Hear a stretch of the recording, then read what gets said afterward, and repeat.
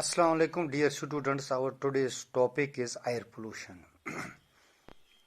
कल हमने पढ़ा था एयर जो है ये एक इम्पॉर्टेंट नेचुरल रिसोर्सेज है कि ये तमाम ज़मीन के ऊपर तमाम जो ज़िंदा चीज़ें जो हैं या जानदार चीज़ें हैं या ज़िंदा मखलूक है उनकी ज़िंदा रहने की वजह या वो ज़िंदा रहते हैं तो उसके लिए बहुत सारी चीज़ों की ज़रूरत है, जैसे ग़िज़ा, पानी, हवा। मगर एक शय उसमें है अहम, जिसको हम हवा बोलते हैं, एयर।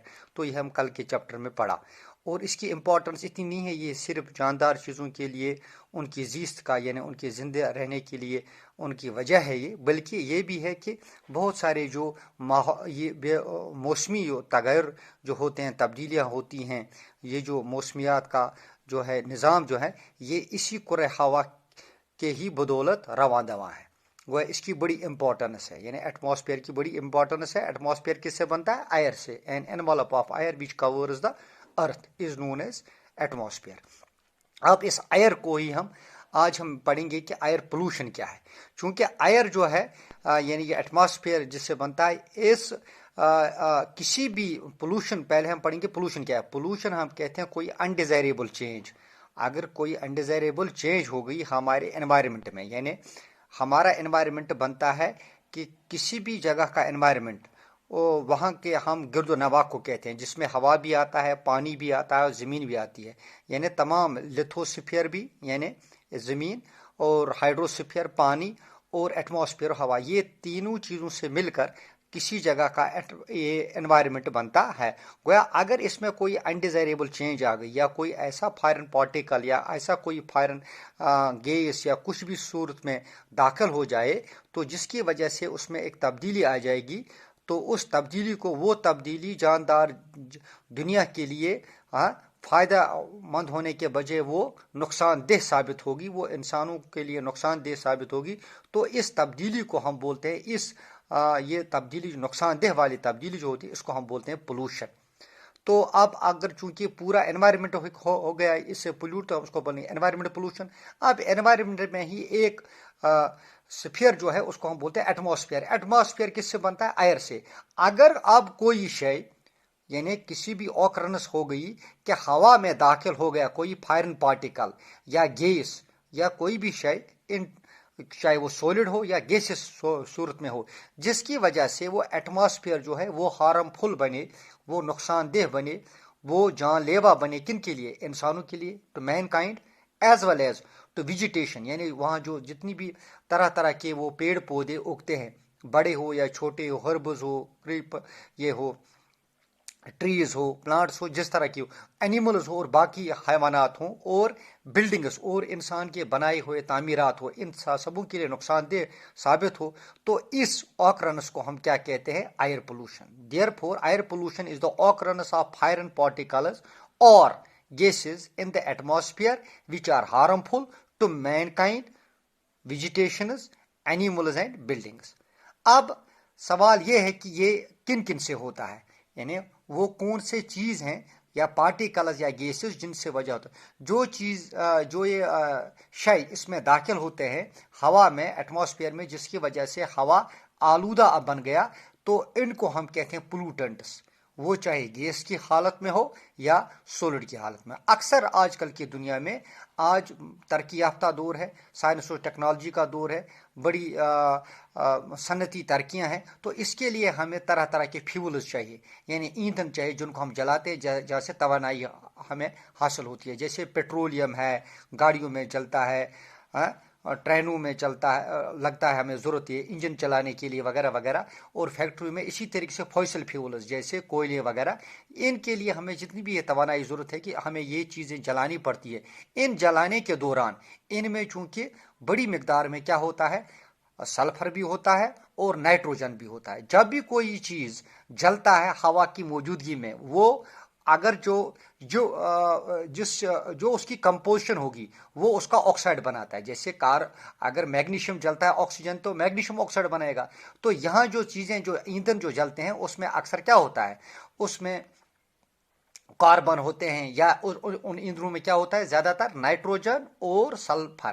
جب یہ نائٹروجن اور سلفر جلتا ہے ہوا کی موجودگی میں یعنی پیٹرولیم ہے فوسل فیولز ہے وغیرہ وغیرہ تو یہ اپنا آکسائڈ بناتا ہے یعنی سلفر ڈائی آکسائڈ بناتا ہے SO2 اور نائٹروجن بھی نائٹرس آکسائڈ بناتا ہے تو وغیرہ یہ بھی آکسائڈ بنائے. یہ چیزیں جو ہیں یہ ان کے یہ آکسائڈز جو ہے یہ بڑے ہی کیا ہے یہ آکسائڈس آف نائٹروجن اینڈ سلفر ان کو ہم بولتے ہیں ایئر پولوٹنٹس یا کاربن مونوکسائڈ. اگر کبھی یہ فوسل جلتا ہے تو وہ اس کو کاربن مونوکسائڈ. یہ چیزیں جو ہیں یہ ہمارے ہوا کو آلودہ کرتے ہیں.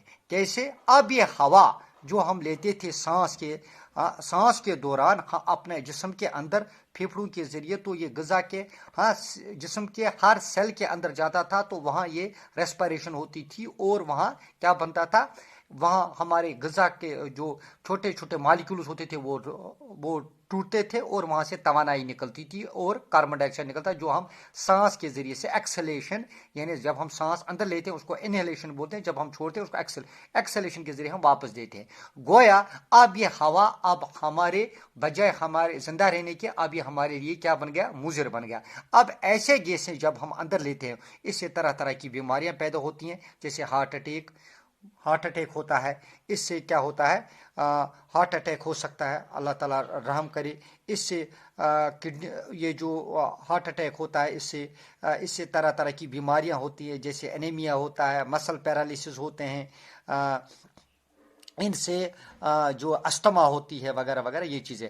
اکثر آپ نے دیکھا ہوگا پچھلے سال دہلی سرکار نے وہ آڈ ایون کیا تھا کن کے لیے ٹریفک کے لیے یعنی گاڑیوں کے لیے, کیونکہ گاڑیوں میں بھی پیٹرول ڈیزل یہ چیزیں جلتی ہیں تو وہاں سے دھواں نکلتا ہے. وہ دھواں جو نکلتا تھا سردیوں کے دوران جب اکثر واٹر پارٹیکلز ہوتے ہیں کس میں ایٹماسفیئر میں تو وہ پرسپیٹیٹ ہوتے ہیں. یہ دھواں جب نکلتا تھا چونکہ جب یہ اس میں ہائیڈرو کاربنز ہوتے ہیں تو یہ ہائیڈرو کاربن کیا ہوتا ہے یہی ہائیڈرو کاربن جو یہ سموک جو نکلتا تھا یہ ان کے ساتھ کیا بنتا تھا اس واٹر پارٹیکل کے ساتھ یہ جڑ جاتا تھا اور ایک دھواں جیسا ہمیں ہوا میں دکھائی دیتا تھا جس کو ہم کیا کہتے تھے سموگ, جس کی وجہ سے ہوائی جہاز نہیں چل سکتے تھے. جس طرح اگر پانی کے اندر اگر پانی صاف ہوگا آپ اس کے آر پار دیکھ سکتے ہیں وہ ٹرانسپیرنٹ ہے. اگر ہوا میں یہ سموگ یہ چیزیں جمع ہو گئی تو ہم چیزوں کو دیکھ نہیں سکتے ہیں. تو اس طریقے سے مختلف قسم کی بیماریاں اسے ہوتی ہیں جیسے استما ہوتا ہے, الرجیز ہوتی ہیں.